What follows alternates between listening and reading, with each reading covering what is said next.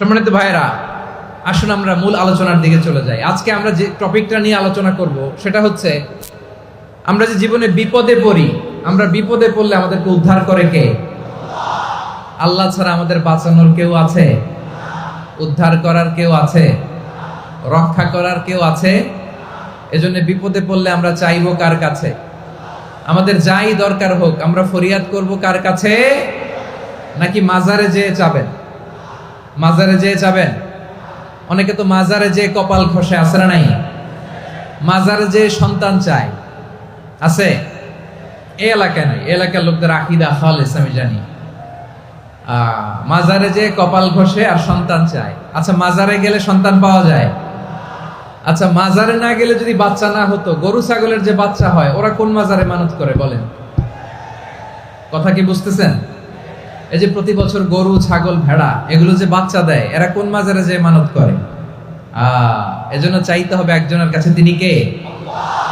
আমার প্রিয় পটুয়াখালীবাসী, মাজার জিয়ারত করা সুন্নাহ। আমরা মাজার জিয়ারত করব, আল্লাহ ওয়ালাদের কবরে যাব, আমরা সেখানে যে সালাম দিব, দোয়া করব, নিজের জন্য করব, কবরে শুয়ে থাকা মাইয়েতের জন্য করব, পুরো মুসলিম উম্মার জন্য করব। কিন্তু কবরে যিনি শুয়ে আছে ওই বাবার কাছে সন্তান চাওয়া যাবে?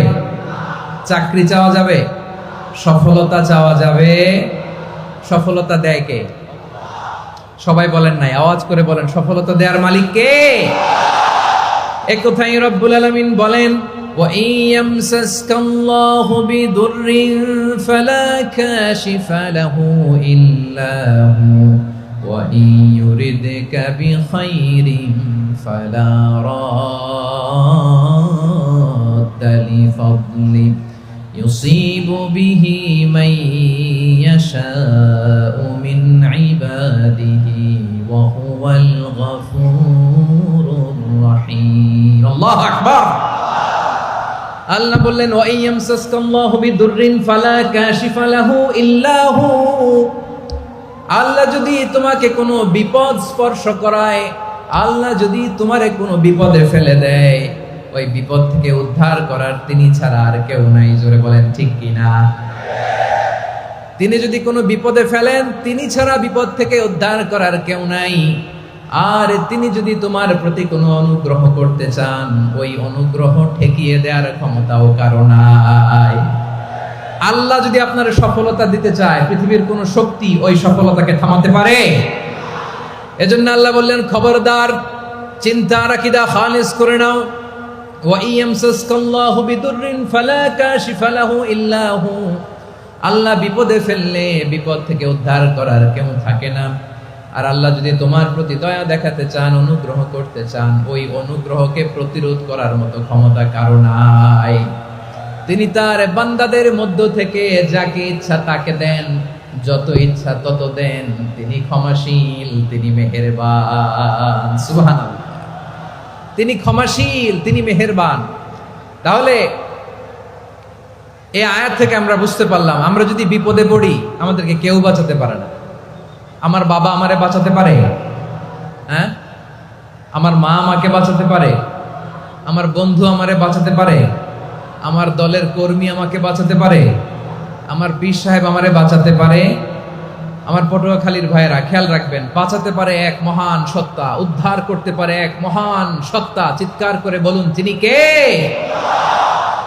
আবার আল্লাহ বললেন, আম্মান ইউজিবুল মুযতাররা ইযা দাআহু ওয়া ইয়াকশিফুস সুআ ওয়া ইয়াজআলুকুম খুলাফাআল আরদ আইলাহুম মা'আল্লাহ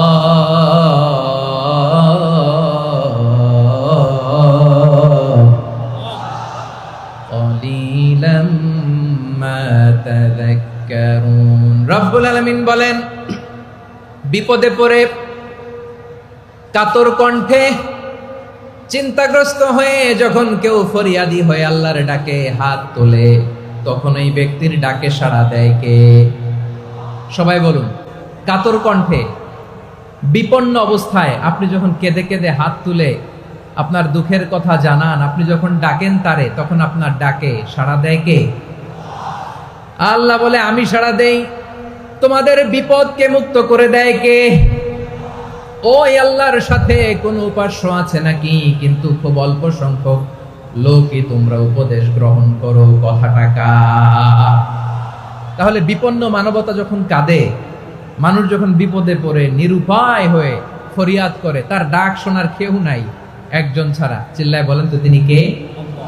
এজন্য আমরা ফরিয়াদের হাত কার দিকে তুলব? প্রিয় পটুয়াখালী বলেন, ফরিয়াদের দুটো হাত আমরা কার দিকে তুলব? এবং খেয়াল রাখতে হবে, মাথার সাথে সেট করে নিতে হবে, আল্লাহ ছাড়া আমাকে উদ্ধার করার কেউ নাই। এই পৃথিবীতে কেউ আপন না। প্রিয় ভাই, বিপদে পড়লে বোঝা যায় কেউ আপন না। আপন শুধু একজন মহান সত্তা, তিনি কে? এটা কি আপনারা খেয়াল রাখতে পারবেন? হ্যাঁ, বিপদে আপদে কেউ আমাদের বাঁচাতে পারে না, তরাতে পারে না, মুক্তি দিতে পারে না, উদ্ধার করতে পারে না, একমাত্র আমার প্রভু ছাড়া, আল্লাহ ছাড়া। চিল্লায় বলেন ঠিক কিনা?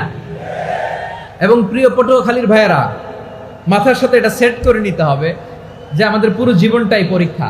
পুরো জীবনটাই কি? The life is a test. পুরো জীবনটাই পরীক্ষা। এই জীবনে বিপদ আসবে, আপদ আসবে, পরীক্ষা আসবে, সবার জীবনে এটা থাকে। এক একজনের পরীক্ষা এক এক রকম। আমার পরীক্ষা একরকম, মাসুদ ভাইয়ের পরীক্ষা একরকম, চৌধুরী সাহেবের পরীক্ষা একরকম, আপনার পরীক্ষা একরকম, উনার পরীক্ষা আবার আরেক রকম।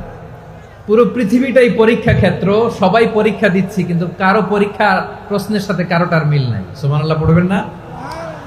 পুরোটাই পরীক্ষা ক্ষেত্র, সবাই পরীক্ষার্থী, কিন্তু প্রশ্নপত্র একটার সাথে আরেকটা মিলে না। One doesn't match the other. একজনেরটার সাথে আরেকজনেরটা মিলে না। কাউকে আল্লাহ তাআলা ধনী বানিয়ে পরীক্ষা করেন। কি বানিয়ে? কথা কি বুঝতেছেন নাকি কষ্ট হচ্ছে? কষ্ট হচ্ছে আপনাদের?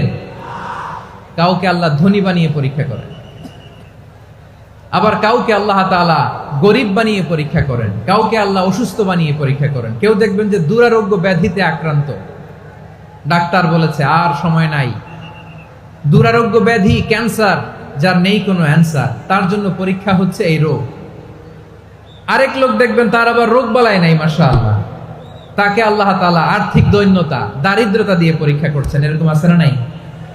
টাকা পয়সা নাই, দিন আনে দিন খায়, যা আছে তাতে চলে না, এটা তার জন্য পরীক্ষা।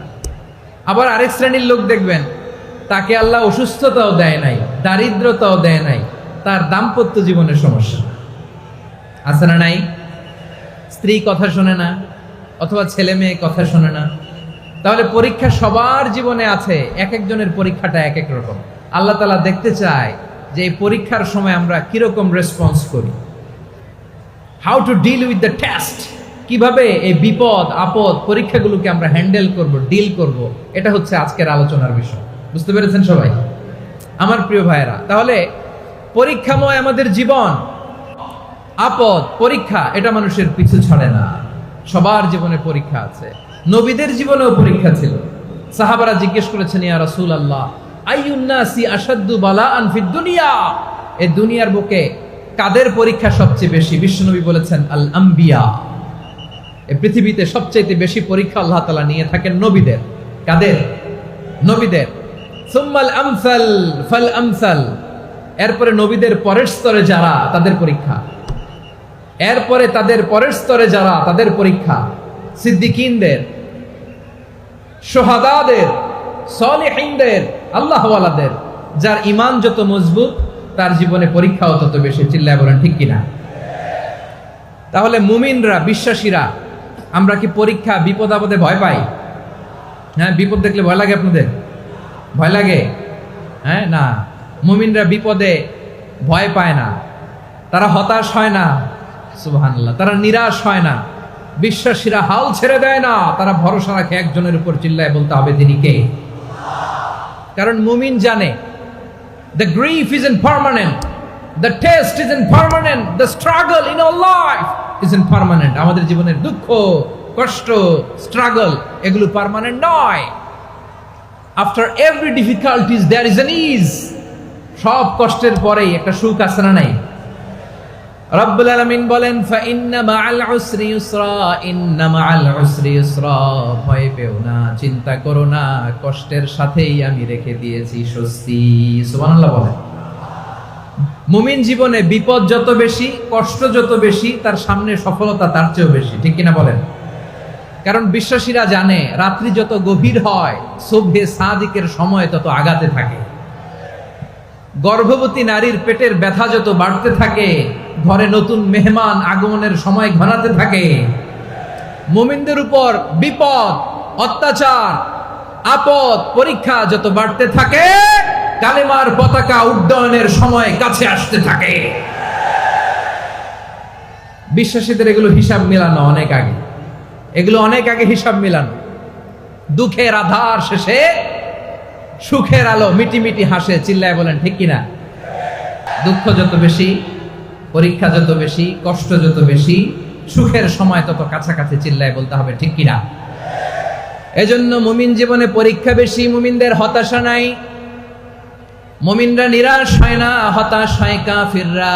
মুমিনরা কখনো হাল ছেড়ে দেয় না, মুমিনরা ভরসা রাখে একজনের উপর, তিনি কে? তাহলে আমার প্রিয় পটুয়াখালীবাসী, বিপদ থাকবে, পরীক্ষা থাকবে, এই বিপদ থেকে আমাদেরকে উদ্ধার করবেন একজন, তিনি কে? আমরা শুধু আল্লাহর উপরই ভরসা রাখবো। রাজি আছেন তো? চাইবো একজন সত্তার কাছে, আওয়াজ করে বলুন তিনি কে? একজন সত্তার কাছে চাইবে। বিশ্বনবী ওনার চাচাতো ভাই আব্দুল্লাহ ইবনে আব্বাস রাদিয়াল্লাহু তাআলা আনহুকে বললেন, ইয়া আব্দুল্লাহ ইবনুল আব্বাস, হে আব্দুল্লাহ ইবনে আব্বাস, ইদা সাআলতা ফাসআলিল্লাহ, যখন চাইবে আল্লাহর কাছে যাও। ও আব্দুল্লাহ, যখন চাইবা আল্লাহর কাছে চাও। ওয়া ইদা ইসতাআনতা ফাসতাইন বিল্লাহ, যখন সাহায্য চাইবা আল্লাহর কাছে ফরিয়াদ করো। জেনে রেখো ও আব্দুল্লাহ, ওয়া'লাম আন্নাল উম্মাতা লাউ ইজতামাআত আলা আন ইয়ানফাউকা বিশাইইন লাম ইয়ানফাউকা ইল্লা বিশাইইন ক্বাদ কাতাবাহু আল্লাহু লাক। ও আব্দুল্লাহ, জেনে রেখো, মনে রেখো, গোটা বিশ্বের সবাই মিলে যদি তোমার উপকার করতে চায় ততটুকুই তারা করতে পারবে যতটুকু আল্লাহ তোমার নসিবে সেটা লিখে রেখেছে, ঠিক কিনা বলেন? আর যদি গোটা বিশ্বের সবাই মিলে তোমার বিরুদ্ধে কনস্পাইরেসি করে, ষড়যন্ত্র করে, গোটা বিশ্বের সবাই মিলেও যদি তোমার ক্ষতি করতে চায় ততটুকুই শুধু পারবে যেটা আল্লাহ তোমার জন্য বরাদ্দ রেখেছে। যতটুকু আল্লাহ তাআলা তোমার জন্য বরাদ্দ রেখেছে অতটুকুই ক্ষতি করতে পারবে, আর এক চুল বেশিও করতে পারবে না, কমও করতে পারবে না, চিল্লায় বলেন ঠিক কিনা? এজন্য আমরা চাইবো কার কাছে? সবাই বলেন নাই, আওয়াজ করে বলেন কার কাছে?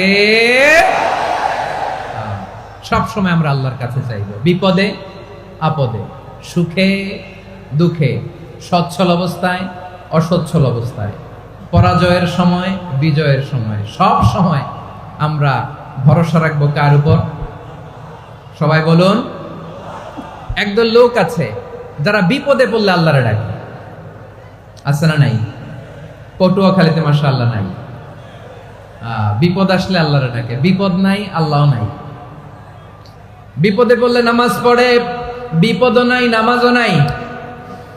বিপদে পড়লে জিকির করে, বিপদ যখন চলে যায় ওদের জিকিরও বন্ধ হয়ে যায়, এরকম আছে না নাই? কিছু লোক দেখবেন পরীক্ষা আসলে নামাজ পড়ে, আছে আছে? জেনজি আওয়াজ করো, এরকম আছে? এই কমন পড়ে গেছে, কমন পড়ছে। দেখবেন পরীক্ষার সময় নামাজ পড়ে, পরীক্ষাও নাই নামাজও আছে, এরকম। কিছু লোক আছে অসুস্থ হলে আল্লাহরে বড্ড ভালোবাসে, আল্লাহরে খুব ডাকে। অসুস্থ হইলে অসুস্থতাও নাই, আল্লাহ স্মরণও নাই। দেখবেন কিছু লোক নির্বাচন আসলে খুব আল্লাহওয়ালা হয়ে যায়, তখন দেখবেন মাথার মধ্যে হেজাব লাগায়, পাঞ্জাবি লাগায়, আল্লাহওয়ালা হয়ে যায়। নির্বাচনও নাই, এরপরে আল্লাহর কথাও নাই, আছে না নাই? না, এরকম হওয়া যাবে না। সব সময় আমরা আল্লাহরে ডাকবো, বিপদে আপদে সব সময় ভরসা রাখবো আমরা একজনের উপর। আওয়াজ করে বলেন তিনি কে? এ কথায় আল্লাহ তাআলা আমাদের চোখে আঙ্গুল দিয়ে জানিয়ে দিলেন, ফাইদা রাকিবু ফিল ফুলকি দা'আবুল্লাহা মুখলিসিনা লাহুদ্দিন ফালাম্মা নাজ্জাহুম ইলাল বাররি ইযা হুম ইউশরিকুন। আল্লাহ বলে একদল লোক আছে, তারা যখন নৌযানে চড়ে, জলযানে চড়ে, সাগরের মধ্যে যখন জাহাজে চড়ে, লঞ্চে চড়ে, তারা যখন তুফানের সম্মুখীন হয় তখন তারা আল্লাহরে বড্ড বেশি ডাকে, একান্ত ভাবে ডাকে, বিশুদ্ধ চিত্তে ডাকে। আবার তুফান থেকে তাদেরকে সেফ জোনে নিয়ে, নিরাপদ জোনে নিয়ে যখন বন্দরে আমি আল্লাহ তাদেরকে ভিড়িয়ে দেই, ওই লোকগুলো আবার আমি আল্লাহর সাথে শিরিক করে। এরকম আছে না নাই? জাহাজে উঠছে, সাগরের মাঝখানে তুফান, ওই সময় দেখবেন আল্লাহ কারে কয়। এই কথা তো আপনাদেরকে বোঝানো সহজ, আপনারা তো নদীর দেশের মানুষ। লঞ্চে চড়েন নাই কারা কারা দেখি? লঞ্চে চড়ছেন? হ্যাঁ, লঞ্চে চড়ে নাই এরকম একজনও নাই এখানে। আচ্ছা, লঞ্চে উঠছেন কে কে দেখি? মাশাআল্লাহ, মাশাআল্লাহ, মাশাআল্লাহ। ঠিক আছে, আপনাদের বোঝানো সহজ। আচ্ছা, লঞ্চে উঠে তুফানের সম্মুখীন হয়েছেন, জলোচ্ছ্বাস সবাই, মাশাআল্লাহ। তো এই ওয়াজ তো আপনাদের মুখস্থ, ঠিক কিনা বলেন? আমার বলার দরকার নাই, বলেন। মাঝ নদী, তুফান, জলোচ্ছ্বাস, জলের মধ্যে উচ্ছ্বাস, ঢেউ, টর্নেডো, সাইক্লোন, মেঘের ঘনঘটা, পরিবেশ ঘুটঘুটে অন্ধকার, লঞ্চ একবার এদিকে আরেকবার ওইদিকে, ভিতরে কি অবস্থা হয় বলেন তো? হ্যাঁ, তখন মুসলিম আল্লাহর ডাকে, হিন্দু আল্লাহর ডাকে, ঠিক কিনা বলেন? আস্তিক আল্লাহর ডাকে, নাস্তিক আল্লাহর ডাকে, ঠিক কিনা? লঞ্চের ভেতর, স্টিমারের ভেতর কান্নারে রোল পড়ে যায়, চিৎকারের রোল পড়ে যায়, সবার মুখ দিয়ে শুধু একটা আওয়াজ, লা ইলাহা লা ইলাহা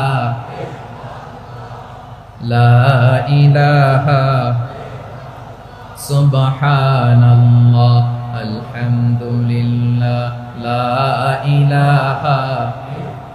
আল্লাহ নামের জিকির করবে যারা, আল্লাহর কাছে প্রিয় তারা, আল্লাহর কাছে প্রিয় যারা, জান্নাতে প্রবেশ করবে তারা, জোরে লা ইলাহা লা ইলাহা ইল্লাল্লাহ লা ইলাহা ইল্লাল্লাহ মুহাম্মাদুর রাসূলুল্লাহ সাল্লাল্লাহু আলাইহি ওয়াসাল্লাম। আমার প্রিয় পটুয়াখালীবাসী, তাহলে লঞ্চের ভেতরে যখন আমরা তুফানের মধ্যে পড়ি, তখন সবাই মিলে আমরা একটা নামের জিকির করি। নামটা কার?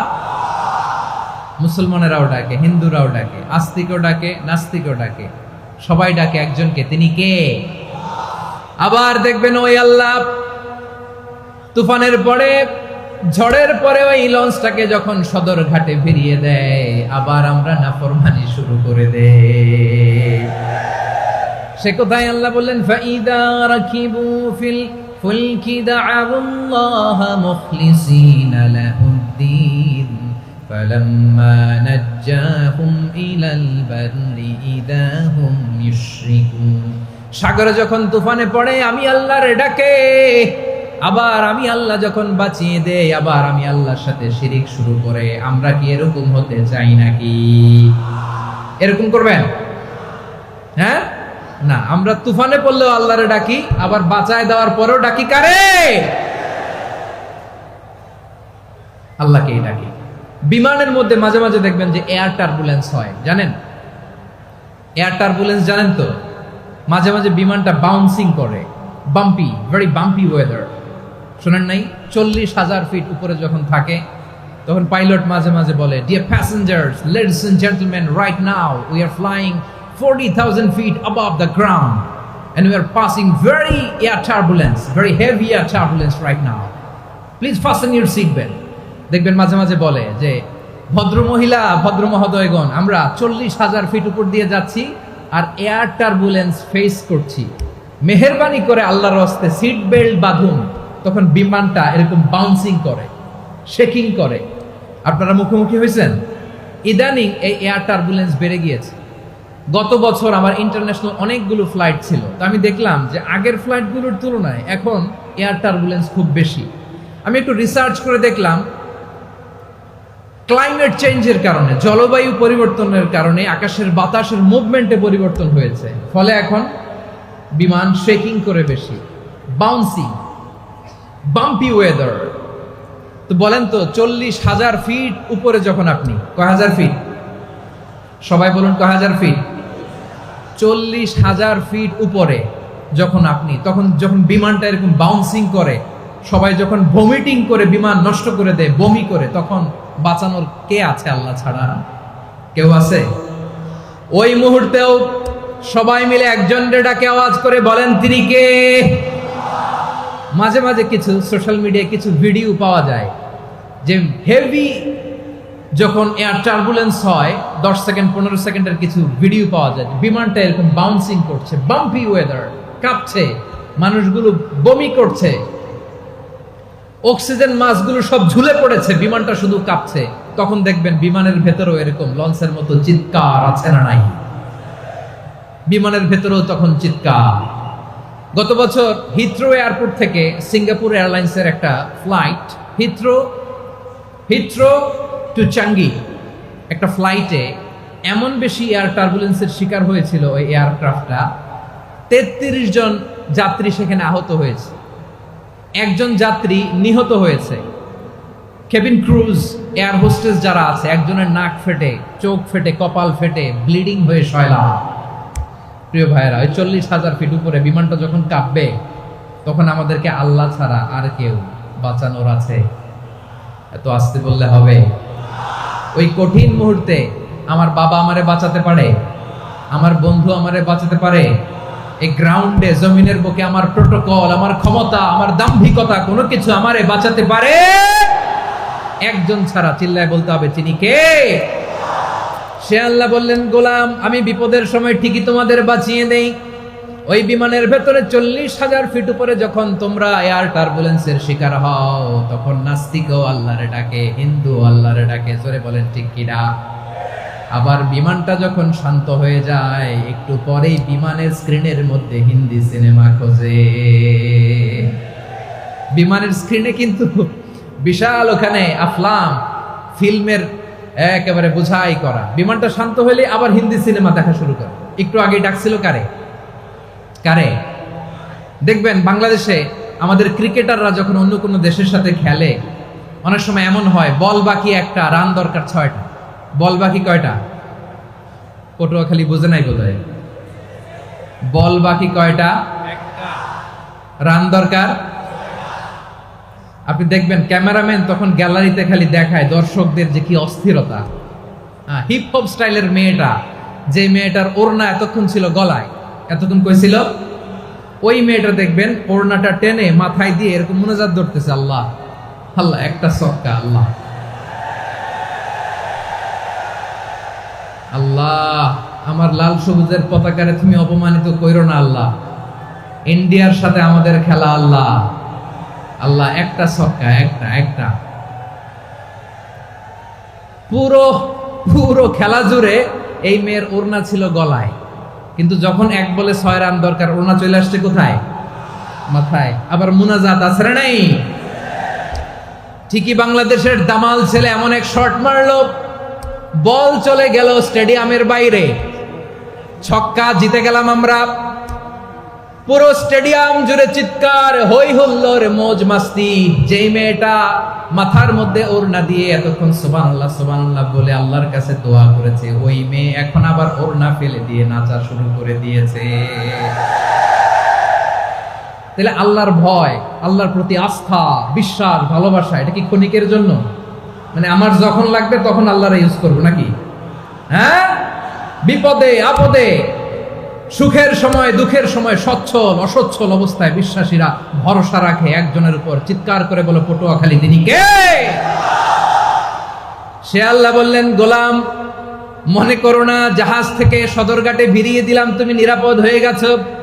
মনে করো না 40,000 ফিট থেকে সেফ ল্যান্ডিং এর পরে এয়ারপোর্টে নেমে গেলেই তুমি নিরাপদ হয়ে গেছো। ও মিয়া, বিপদ কি শুধু সাগরে আর আকাশে? ঘরের ভেতরও বিপদ আসতে পারে কি পারে না? এজন্য সূরা মুলক আল্লাহ বললেন আমিনতুম মান ফিস সামাই আন ইয়াখসিফা বিকুমুল আরদা ফাইযা হিয়া তামুর। তোমরা কি ভাবছো তোমরা নিরাপদ? সাগরের মধ্যে তুফান, আল্লাহ আল্লাহ ডাকলাম, সদরঘাটে যেয়ে পড়ছি, বাইসে গেছেন তো আপনি। আর পাবে আপনারে আল্লাহ? আল্লাহরে তো সাগরের মাঝখানে তো আল্লাহ আপনারে পাইছিল, আর তো পাবে না। আর পাবে আপনারে? আর আল্লাহ ধরতে পারবে আপনারে? ঘরের ভেতরও বিপদ দিয়ে আটকাতে পারে কে? 5 স্টার 7 স্টার হোটেলের ভেতরও আমাকে বিপদের মধ্যে ফেলে দিতে পারেন কে? আল্লাহ বললেন তোমরা কি ভেবেছো তোমরা নিরাপদ? আমি চাইলে ল্যান্ডস্লাইডস, ভূমি ধস দিয়ে 1 লক্ষ 1 মুহূর্তে নিয়ে যেতে পারি। এক সুনামি দিয়ে থাপ্পড় মেরে 3 লক্ষ সাগরের ভেতরে ঢুকায় দিতে পারি। 1 সেকেন্ডও লাগে না আমার। أم أمنتم من في السماء أن يرسل عليكم حاصبا فستعلمون كيف نذير। আল্লাহ চাইলে আকাশ থেকে পাথর বৃষ্টি নাজিল করতে পারেন কি পারেন না? এই মুহূর্তে এখানে ভূমিকম্প দিতে পারেন কি পারেন না? আচ্ছা, ভূমিকম্প যখন হয় আমাদের কারো হুঁশ থাকে? আপনি মনে করছেন আমরা সাধারণ মানুষ, আমরা দৌড় দেই, আর প্রেসিডেন্ট প্রধানমন্ত্রী ওনারা বুঝি খাটে শুয়ে থাকে? কথা বুঝে নাই বোধহয়। ভূমিকম্প, আর্থকোয়েক যদি হয়, বাঁচার জন্য আমরা কি করি?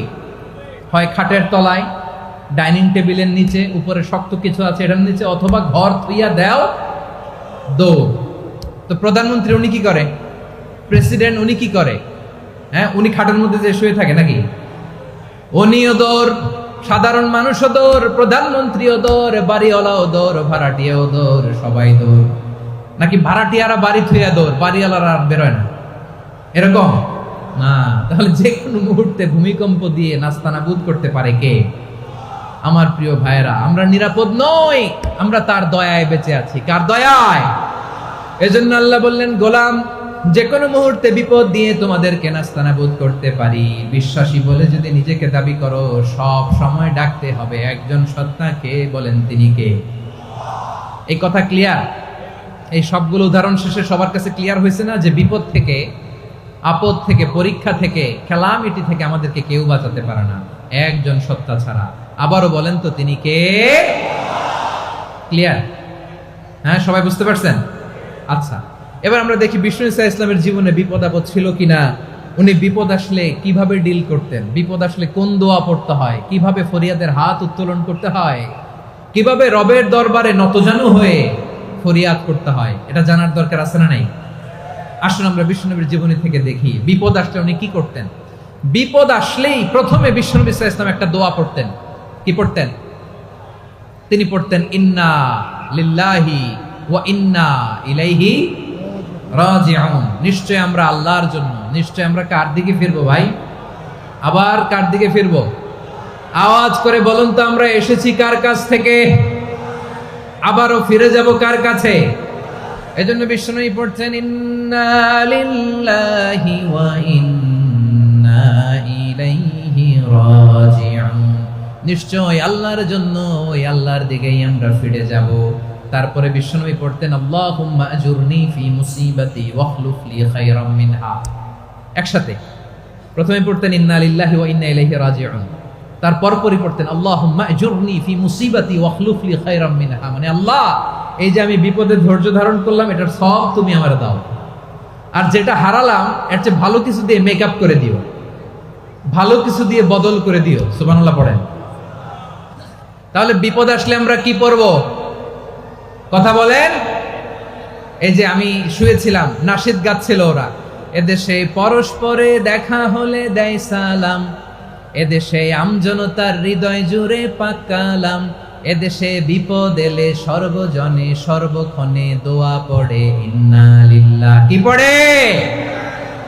সুবহানাল্লাহ সুবহানাল্লাহ সুবহানাল্লাহ সুবহানাল্লাহ। এদেশে আজান শুনে সূর্য ওঠে শহর গ্রামে, এদেশে আজান শুনে সূর্য ডুবে সন্ধ্যা নামে, এদেশে সকল কাজে সবাই বলে বিসমিল্লাহ, এদেশে ভালো কিছু দেখে শুনে হাসি মুখে সবাই বলে মাশাআল্লাহ। সুবহানাল্লাহ পড়েন।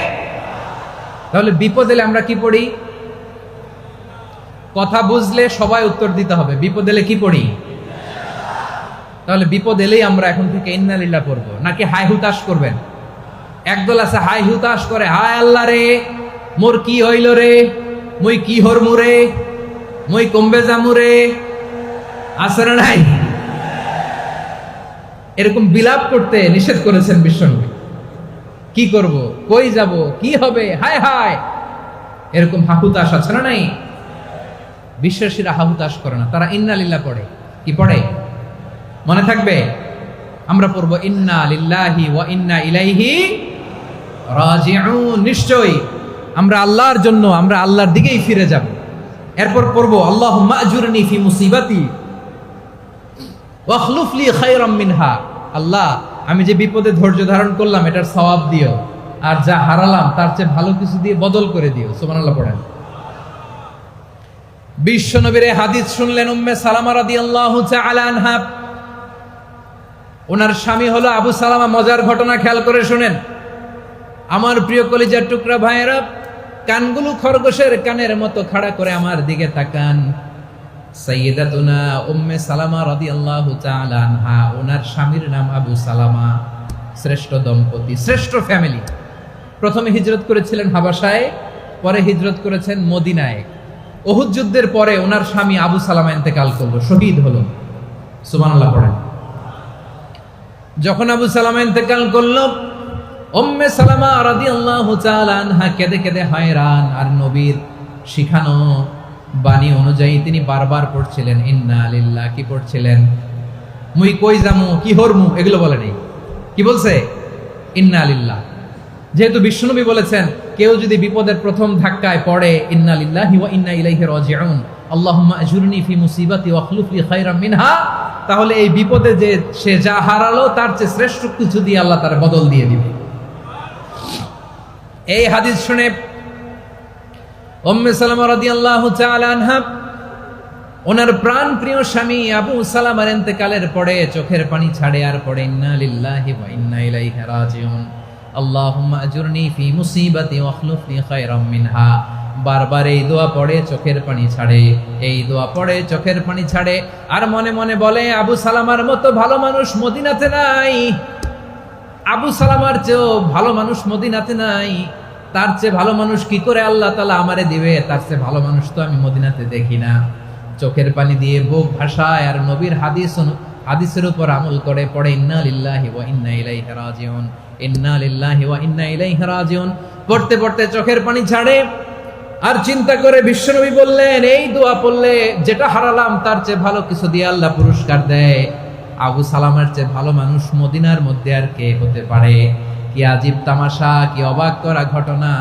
কিছুদিন পরে দেখা গেল সাইয়্যিদুল মুরসালিন রাহমাতাল লিল আলামিন স্বয়ং বিশ্ব নবী উম্মে সালামাকে বিয়ের প্রস্তাব পাঠিয়েছে। স্বয়ং বিশ্ব নবী উম্মে সালামা রাদিয়াল্লাহু তাআলা আনহাকে বিয়ের প্রস্তাব পাঠিয়েছেন। উনি রাজি হয়ে গেলেন, বিয়ে হয়ে গেল, উনি হয়ে গেলেন উম্মুল মুমিনিন, আমাদের মা, পুরো মুসলিম উম্মার মা। চিৎকার করে বলেন আল্লাহু আকবার। তাহলে আমার প্রাণ প্রিয় ভাইয়েরা, বিপদে পড়লে আমরা পড়বো ইন্না লিল্লাহি ওয়া ইন্না ইলাইহি রাজিউন, আল্লাহুম্মা আজুরনি ফি মুসিবাতি ওয়া আখলুফ লি খায়রাম মিনহা। পড়বেন? পড়বেন না? যারা যারা বিপদ আসলে এই দোয়াটা পড়বেন এখন থেকে আওয়াজ করে ইনশাআল্লাহ বলেন। যা হারাইছেন তার চেয়ে শ্রেষ্ঠ জিনিস দিয়ে বদলা দিবে কে? বিশ্বাস হয়? একটু সন্দেহ লাগে মনে হয়, একটু সন্দেহ আছে? যাদের বিশ্বাস হবে তাদের কি আল্লাহ উত্তম বদলা দিবে, ঠিক কিনা বলেন? তাহলে বিপদে পড়লেই প্রথমে আমরা এটা পড়ব। দোয়াগুলো যদি এখন মুখস্থ না হয়, এই যে রেকর্ডিং হচ্ছে, পেয়ে যাবেন, কালকেই পেয়ে যাবেন। শুনে শুনে মুখস্থ করবেন। আমার মায়েরা, আমার বোনেরা, আপনাদের জন্য 3টি মাঠের অ্যারেঞ্জমেন্ট করা হয়েছে, আমি জানি। আপনারাও এই দোয়াগুলো পড়বেন, আপনার স্বামীকে শেখাবেন, সন্তানকে শেখাবেন, আপনার পুরো পরিবারটাকে জান্নাতের টুকরো বানিয়ে দিবে কে? তাহলে বিপদ আসলে প্রথমে কি পড়তে হবে এটা জেনে গেলাম। এরপরে বিপদ আসলে নিজেকে কি করে আল্লাহর কাছে সঁপে দিতে হয় এটাও জানার দরকার আছে না নাই? বিপদে প্রথমে ইন্না লিল্লাহ পড়লাম, ধৈর্য ধারণ করলাম, বিপদ থেকে উদ্ধারের সর্বোচ্চ চেষ্টা করলাম। আমার কাজ যখন শেষ তখন আমি আমার এই বিষয়টা আল্লাহর কাছে সঁপে দিব। কার কাছে? সুপর্দ করব কার কাছে? বিপদে বললে কেমন করে নিজেকে আল্লাহর কাছে সঁপে দিতে হয়, আসুন সাইয়েদনা ইব্রাহিম আলাইহিস সালামের জীবনী থেকে জানি। আল্লাহর খলিল ইব্রাহিম আলাইহিস সালাম আমাদের মতো সমাজ ব্যবস্থা পায় নাই। আমরা জন্মের পরে আমাদের কানের ভেতরে আজান দিয়েছে কে? একামত দিয়েছে কে? আমাদের বাপ দাদারা আমাদের কানে আজান দিয়েছে কি? দেয় নাই। আমাদের জন্মের পরেই তো আজান, একামত, বাড়ির পাশে মসজিদ, প্রতিদিন আজান, জুমার খুতবা, প্রতি মাসে মাসে তাফসিরুল কোরআন মাহফিল, মসজিদ, মিনারা, অভাব নাই। ঠিক কিনা বলেন? আপনি যেই সুন্দর ইসলামিক এনভায়রনমেন্ট পেয়েছেন, আমাদের ইব্রাহিম খলিল উনিও কি এরকম পেয়েছিলেন? হ্যাঁ, উনি জন্মের পর পরে ওনার কানে আজান দিছে কেউ? আমার প্রিয় ভাইরা, আগা গোড়া একটা শিরকি পরিবেশ উনি জন্মগ্রহণ করেছেন। উনি ছাড়া ওই তল্লাটে একজনও আল্লাহর উপর বিশ্বাসী নাই। কল্পনা করতে পারেন? গোটা তল্লাটে, গোটা দেশে বিশ্বাসী মুমিন, আল্লাহর উপর বিশ্বাস স্থাপনকারী কয়জন? সবাই বলেন কয়জন? বাকি সব মুশরিক। বাকি সব মুশরিক নিজের সাথে নিজে শক্ত বোঝাপড়া করে, অ্যানালজি করে, সেলফ কনভারসেশন করে উনি মহা সত্যের সন্ধান পেয়েছেন। উনি আকাশের তারা দেখে ভাবে মনে হয় এটাই আমার খোদা, পরে দেখে তারা নাই, মনে মনে বলে না তাইলে এটা না। আবার চাঁদ দেখে বলে চাঁদটা বড় মায়া লাগে, মনে হয় এটাই আমার রব, পরে দেখে চাঁদও নাই, কয় না এটা না। এরপরে দ্বিপ্রহরের জলজলে সূর্যটা খা খা করে গোটা পৃথিবীটারে রৌদ্র দিয়ে তাতিয়ে রাখে। তিনি ভাবলেন মনে হয় এটাই আমার রব, কারণ এটাই তো সবচেয়ে বড়। কিন্তু বিকেল বেলা ওই সূর্যটাও যখন চলে যায়, সাইয়েদনা ইব্রাহিম বলে না এটাও তো নাই, আমার খোদা যদি আমারে ছেড়ে চলে যায়, বিপদে পড়লে আমারে উদ্ধার করবে কে? এভাবে নিজের সাথে অ্যানালজি, সেলফ কনভারসেশন করতে করতে করতে তিনি মহা সত্যের সন্ধান পেয়েছেন। সুবহানাল্লাহ।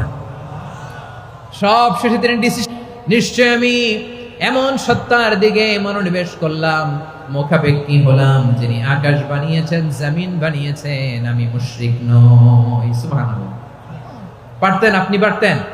কেউ নাই, লক্ষ লক্ষ মুশরিক, আপনি একা। ওনার মতো এরকম বিচক্ষণতা দিয়ে আল্লাহরে খুঁজে পাইতে পারতেন আপনি?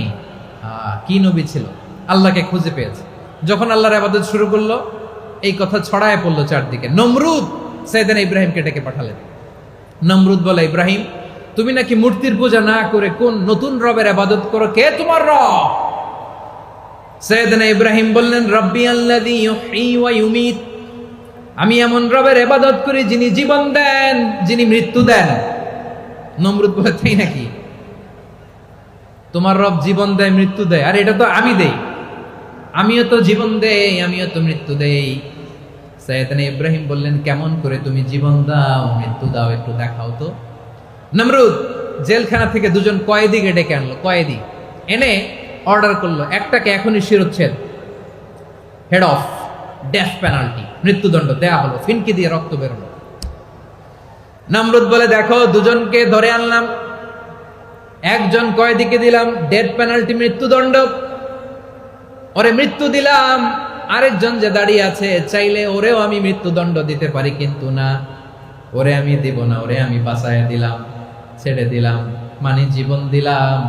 দেখো ইব্রাহিম, তোমার চোখের সামনে একজনরে মৃত্যু দিলাম, আরেকজনরে জীবন দিলাম। আপাত দৃষ্টিতে তাই তো, একজনরে তো জীবন দিল, আরেকজনরে মৃত্যু দিল। সাইয়েদনা ইব্রাহিম এবার বিপাকে পড়ে গেলেন। কিন্তু এক একজন নবীকে আল্লাহ এমন উইজডম, বিচক্ষণতা দিয়ে এই জমিনে পাঠিয়েছেন। মুহূর্তের মধ্যে আল্লাহর খলিল ইব্রাহিম বললেন, ফাইন্নাল্লাহা ইয়াতি বিশ-শামসি মিনাল মাশরিকি ফাতি বিহা মিনাল মাগরিব ফাবুহিতাল্লাযী কাফার। আল্লাহর খলিল ইব্রাহিম বললেন, নমরুদ বুঝলাম তুমি জীবন দাও, মৃত্যু দাও, দেখলাম, কিন্তু আমার রব, আমার আল্লাহ প্রতিদিন সকালবেলা উষা লগ্নে ওই পূর্ব দিগন্ত থেকে সূর্যটাকে উদিত করেন, সাঁঝের বেলা, বিকেল বেলা, কুধুরি লগ্নে, সন্ধ্যা বেলা ওই দ্বিপ্রহরের জল জলে সূর্যটাকে পশ্চিম দিগন্তে ডুবিয়ে দেন। মানে সকালবেলা পূর্ব দিক থেকে উদিত করা সূর্যটাকে পশ্চিম দিকে বিকেলে তিনি ডুবিয়ে দেন। তুমি যদি পারো ওই সূর্যটাকে পশ্চিম দিক থেকে উদিত করে পূর্ব দিকে ডুবিয়ে দাও। সুবহানাল্লাহ পড়বেন না? দেখেন, ইনস্ট্যান্ট ইন্টেলেক্ট, মুহূর্তে। বিচক্ষণতা, উইজডম কাকে বলে? নমরুদ পারবে? নমরুদের বাপ পারবে? ওর দাদা, ওর 14 গোষ্ঠী, গোটা বিশ্বের সব ক্ষমতা তো রাষ্ট্রনায়করা একসাথে হলে পারবে? ফাবুহিতাল্লাযী কাফার, পারে নাই, ব্যর্থ হয়েছে। এবার তেলে বেগুনে জ্বলে উঠেছে, রেগে মেগে আগুন বলে ফালকুহু ফিল জাহিম। ওর সাথে তর্ক নাই, না পেরে এবার এটারে আগুনে ফেলা। বিশাল বিশাল গাছ কেটে লাকড়ি এনে আগুনের কুণ্ডলি বানানো হলো, দাও দাও দাও দাও করে আগুন জ্বলে। আল্লাহর খলিল ইব্রাহিমকে আগুনে নিক্ষেপ করা হবে। আল্লাহর খলিল সাইয়েদনা ইব্রাহিমের হাতের মধ্যে রশি দিয়ে টাইট করে বাঁধা হলো, পায়ের মধ্যেও টাইট করে রশি দিয়ে বাঁধা হলো। আল্লাহর খলিল ইব্রাহিমকে আগুনের কুণ্ডলির মধ্যে ফেলা হবে। ও মিয়া, আপনি যে বিপদের কারণে ভয় পান, হতাশ হন, এটা কোনো বিপদ ওনার বিপদের সামনে? পটুয়াখালী আওয়াজ করে বলুন, সাইয়েদনা খলিল ইব্রাহিমের বিপদের সামনে আমাদের বিপদগুলো কোনো বিপদ? এটা কোনো বিপদই না, এটা কোনো বিপদই না।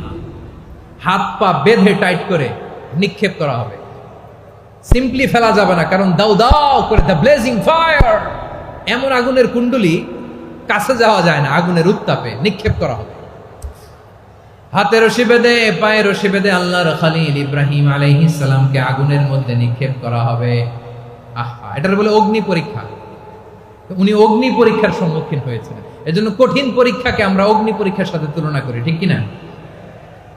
সাইয়েদনা জিবরাইল এসে বললেন, ও আল্লাহর খলিল, ওরা তো আপনার হাতও বেঁধে ফেললো, পাও বেঁধে ফেললো, নড়াচড়ার সুযোগ নাই, বলেন আমি জিবরিল ফেরেশতা আপনার জন্য কি করতে পারি? আল্লাহর খলিল ইব্রাহিম বলেন, ও জিবরাইল, তোমার কাছে আমার কোনো চাওয়া পাওয়া নাই। সুবহানাল্লাহ বলেন। তোমার কাছে বলার কিছু নাই, তোমার সাহায্যের আমার দরকার নাই। সাইয়েদনা ইব্রাহিম আলাইহিস সালামকে হাতে পায়ে রশি বেঁধে, হাত পা বাঁধা অবস্থায় জ্বলন্ত অগ্নিকুণ্ডে যখন নমরুদের দলবল নিক্ষেপ করবে, আল্লাহর খলিল কিভাবে নিজেকে আল্লাহর কাছে সঁপে দিয়েছেন, পটুয়াখালীর ভাইরা খেয়াল করে শুনুন। হাত পা বেঁধে আল্লাহর খলিলকে যখন নিক্ষেপ করা হবে, তিনি মুখ ফুটে বলে ফেললেন, হাসবুনাল্লাহু ওয়া নি'মাল ওয়াকিল। হাসবুনাল্লাহু ওয়া নি'মাল ওয়াকিল, আমার জন্য আল্লাহই যথেষ্ট, আমার জন্য আল্লাহই যথেষ্ট। তিনি আমার সবচেয়ে বড় গার্ডিয়ান, তিনি আমার সবচেয়ে বড় অভিভাবক। জিব্রাইলের সাহায্যে অফারকে ফিরিয়ে দিলেন, দুনিয়ার বুকে কারো কাছে কিছু বলেন নাই, মুখ ফুটে বলেছেন হাসবুনাল্লাহ। ও আমার পটুয়াখালীর প্রাণের ভাইয়েরা, খেয়াল রাখবেন, কোন বান্দা তার হাতে থাকা সব চেষ্টাটুকুন করার পরে মুখ ফসকে মুখ দিয়ে যখন বলে ফেলে হাসবুনাল্লাহ, বান্দা যখন হাসবুনাল্লাহ বলে ফেলে, ওই ব্যাপারটা ডিল করার দায়িত্ব স্বয়ং আল্লাহ আরশের উপর থেকে নিয়ে নেয়। আপনি যখন বলে ফেলবেন হাসবুনাল্লাহ, এটা ডিলিং করবে কে তখন? চিল্লায় বলেন না, তিনি কে? বান্দা তার সাধ্যের সবটুকু চেষ্টার পরে নতজানু হয়ে যখন বলবে হাসবুনাল্লাহ, আল্লাহ তুমি আমার জন্য যথেষ্ট, নি'মাল ওয়াকিল, তুমি আমার শ্রেষ্ঠ অভিভাবক, তখন তার কি দরকার না দরকার এটা ডিল করে স্বয়ং আল্লাহ। নিক্ষেপ করা হলো সাইয়েদনা ইব্রাহিমকে অগ্নিকুণ্ডলিতে। হাজার হাজার মানুষের দৃশ্য দেখার জন্য জড়ো হয়েছে এরকম বিশাল ময়দানে। কিন্তু কি অবাক করা ঘটনা, সবাই ভয় পাচ্ছিল, না জানে কি হয়ে যায়। আল্লাহর খলিলকে যখন আগুনের কুণ্ডলিতে নিক্ষেপ করা হয়, আল্লাহর খলিল ইব্রাহিম আগুনের কুণ্ডলের মধ্যে বসে বসে মানুষগুলোর দিকে তাকিয়ে হাসতে শুরু করে দেয়। কারণ আকাশ থেকে রব্বুল আলামিন স্পেশাল ভার্ডিক্ট নাজিল করেছেন, স্পেশাল হুকুম জারি করেছেন, কুলনা ইয়া নারু কুনি বারদান ওয়া সালামান আলা ইব্রাহিম। ও আগুন, খবরদার, সৃষ্টির শুরু থেকে তোকে একটা ধর্ম আমি বাতলে দিয়েছিলাম, তোর ধর্ম, আগুনের ধর্ম হলো যা পাবে জ্বালিয়ে সারখার করবে। আল্লাহ বলল, ও আগুন, তোর ধর্ম দিয়েছিলাম, তুই সব জ্বালিয়ে পুড়িয়ে সারখার করে দিবি, কিন্তু ক্ষণিকের জন্য আমি তোর জ্বালিয়ে দেওয়ার ক্ষমতাটাকে কেড়ে নিলাম, জ্বালিয়ে ভস্ম করে দেওয়ার ক্ষমতা আমি কেড়ে নিলাম। কুনি বারদান, ঠান্ডা হয়ে যা, কিন্তু এত বেশি ঠান্ডা হবি না আবার আমার ইব্রাহিমের জন্য সর্দি লেগে না যায়। সুবহানাল্লাহ, এত আস্তে বললে হবে? কুনি বারদান, বার্দ মানে বরফ, ঠান্ডা। ঠান্ডা হোক, কিন্তু এত ঠান্ডা হবি না যাতে আমার ইব্রাহিমের কষ্ট হয়। আগুন বলে, আল্লাহ একবার বললাম ঠান্ডা হ, আবার বলো এত ঠান্ডা হবি না যাতে খালিলের সর্দি না লাগে। কেমন ঠান্ডা হব, কেমন এনভায়রনমেন্ট তৈরি করে দেব বলো। আল্লাহ বললেন সালামান আলা ইব্রাহিম, আমার খলিল, আমার কলিজা, আমার ইব্রাহিমের জন্য তুই জান্নাতের গুল বাগিচা হয়ে যা। ও ভাই, নবী মুসার মতো ঈমান হলে রাস্তা হবে সাগর জলে, নবী ইউসুফের মতো ঈমান হলে একে একে দরজা খোলে। নবী ইব্রাহিমের মতো ঈমান যদি আজও থাকে বিদ্যমান, অগ্নিকুণ্ডে দেখতে পাবে খুবসুরতে ফুল ভাগান। কুলনা ইয়া নারু কুনি বারদান ওয়া সালামান আলা ইব্রাহিম। বান্দা যখন মুখ দিয়ে বলে হাসবুনাল্লাহ, আমার আল্লাহ আমার জন্য যথেষ্ট, এই বলে যখন নিজেকে সঁপে দেয়, তার কি লাগবে ওই দায়িত্ব স্বয়ং নিয়ে নেয় কে? সবাই বলেন, স্বয়ং নিয়ে নেয় কে? তাহলে আমার প্রিয় ভাইরা, বিপদের শুরুতেই আমরা বলবো ইন্না লিল্লাহ। শুরুতে কি বলবো? এরপরে যেই বাক্যটা পড়ে নিজের পরিস্থিতিকে আল্লাহর দরবারে সঁপে দিব, সেটা হচ্ছে হাসবুনাল্লাহ। সেটা কি? বিষ্ণু বলেন লা ইয়াজালু লিসানুকা রাতাবান মিন যিকরিল্লাহ, সব সময় আল্লাহর স্মরণ দিয়ে, জিকির দিয়ে জিহ্বাটারে সিক্ত রাখো। আর শয়তানু জাসিমুন আলা কলবি ইবনে আদম, শয়তান বনি আদমের কলবে খামচি মেরে বসে থাকে। ফাইদা যাকারাল্লাহ খানাসা, মানুষ যখন আল্লাহ স্মরণ করে জিকির করে, শয়তান দৌড়ে পালায়। ওয়া ইদা গাফালা ওয়াসওয়াসা, যখনই বনি আদম গাফেল হয় তখনই শয়তান তার হৃদয়ে ওয়াসওয়াসা দেয়। এজন্য বিপদে পড়লে ইন্না লিল্লাহ, নিজের সব টুকুন করার পরে, নিজের রোল প্লে করার পরে নিজেকে আমরা কি বলে সঁপে দিব? সবাই বলেন, সবাই বলতে হবে। আর জোরে বলেন, মনে থাকবে? বিপদে পড়লে প্রথমে ইন্না লিল্লাহ, এরপরে নিজেকে যখন সঁপে দিব তখন হাসবুনাল্লাহ। এরপরে কঠিন বিপদ যদি যখন বিশ্বনবী পড়তেন তখন কি করতেন? এমন বিপদ মাঝে মাঝে হয় না, দেয়ালে পিঠ থেকে যায়, চোখে মুখে অন্ধকার, কি করব দিশা খুঁজে পাই না, এরকম হয় কখনো? হ্যাঁ, আপনাদের হয়? হয় না? তো জান্নাতে আছেন আপনারা। হয় হয় এরকম হয়েছে না যে দেয়ালে পিঠ থেকে গেছে, চোখে মুখে অন্ধকার, কই যাব, কি করব, বাঁচানোর কেউ না, এরকম হয়েছে কখনো আপনাদের? যদি হয় তাইলে এটার সলিউশন বলবো, না হইলে তো এগুলো বলে লাভ নাই। হয় হয় হয় বিশ্বনবী এরকম কঠিন বিপদে পড়েছেন জীবনের কিছু কিছু মুহূর্তে। ওই মুহূর্তে বিশ্বনবী স্পেশাল দুইটা দোয়া পড়তেন। এই দোয়াগুলো আপনাদেরকে জানিয়ে দেয়। বিশ্বনবী বলেন, কঠিনতম বিপদে যখন পড়বা, দেয়ালে পিঠ থেকে যায়, চোখে মুখে অন্ধকার, বাঁচার কোনো উপায় নাই, তখন পড়বা লা ইলাহা ইল্লা আনতা সুবহানাকা ইন্নী কুনতু মিনাজ জালিমিন। আল্লাহ, তুমি ছাড়া কোনো ইলাহ নাই, তুমি পবিত্র, নিশ্চয় আমি জালিমদের অন্তর্ভুক্ত। সুবহানাল্লাহ বলেন। এই দোয়া সাইয়েদনা ইউনূস আলাইহিস সালাম পড়েছিলেন যখন মাছের পেটে ছিলেন। কিসের পেটে? এবং অনেক মুফাসসিরিন একরাম বলেছেন, অনেক আহলুল ইলমরা বলেছেন, এটা হচ্ছে ইসমে আজম। ইসমে আজম এমন দোয়া যেটা দিয়ে দোয়া করলে আল্লাহ দোয়া কবুল করে, কিন্তু এটা কোনটা, এটা নিয়ে ইখতিলাফ আছে। কোন কোন আহলুল ইলম বলেন এই লা ইলাহা ইল্লা আনতা সুবহানাকা ইন্নী কুনতু মিনাজ জালিমিন, এটা হচ্ছে ইসমে আজম। সাইয়েদনা ইউনূস আলাইহিস সালাম পড়েছেন। আপনারা পড়েননি? তুফান হইলে পড়েন না?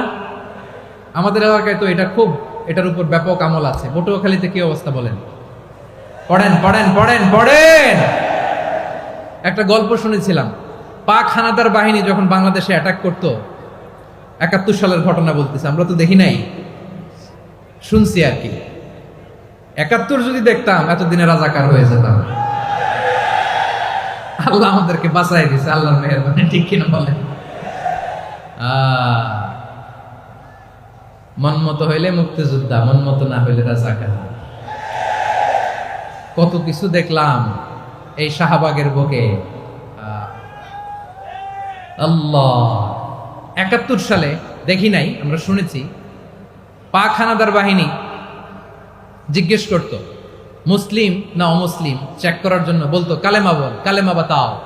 তো যারা কালেমা বলতে পারতো পাকিস্তানি বাহিনী নাকি ওদেরকে ছেড়ে দিত, শুনেছি। তো একজনকে, এক বাঙালিরে পেয়ে তার মাথার মধ্যে বন্দুকর নল ধরে বলতেছে কালেমা বল সালে, কালেমা বাতা, কালেমা বল। তো ভয়ের চোটে এই দোয়া পড়া শুরু করছে। ও পড়তেছে লা ইলাহা ইল্লা আনতা সুবহানাকা ইন্নী কুনতু মিনাজ জালিমিন। পাকিস্তানি বলে সালে ইয়ে তো মুসিবত কা কালেমা হ্যায়। বাঙালি কয় হাম তো ভি মুসিবত মে হ্যায়। পাকিস্তানি বলে বেটা কোন দোয়া বললি, এটা তো মুসিবতের কালেমা। কয় আমিও তো মুসিবতে আছি, আমার মাথার মধ্যে বন্দুক ধরে তুমি আমার কালেমা জিজ্ঞেস করো, এখন কোনটা কালিমা আর কোনটা কি দোয়া, আমার হুশ আছে নাকি? প্রিয় ভাইরা, আসলে এটা দোয়াউল মুসিবা, বিপদে পড়লে এ দোয়া পড়তে হয়। লা ইলাহা ইল্লা আনতা সুবহানাকা ইন্নী কুনতু মিনাজ জালিমিন। এটা পড়বেন আপনারা। এই দোয়া পড়ে সাইয়েদনা ইউনূস আলাইহিস সালাম মাছের পেট থেকে রক্ষা পেয়েছিলেন। রক্ষা করেছিল কে? তুমি ইউনূস নবীরে যখন খাইলো মাছেতে গিলিয়া, ফেরেশতা পাঠাইয়া দিলে ইসমে আজম দিয়া। প্রাণে ছিল যাহার ভয় সেথা পাইল আশ্রয়, প্রাণে ছিল যাহার ভয় সেথা পাইল আশ্রয়। মাছের পেট হতে সে যে পেল পরিত্রাণ। আল্লাহু আল্লাহু তুমি জাল্লে জালালুহু, শেষ করা তো যায় না গে তোমার গুণগান। আল্লাহু আল্লাহু সুবহানাল্লাহ পড়ে।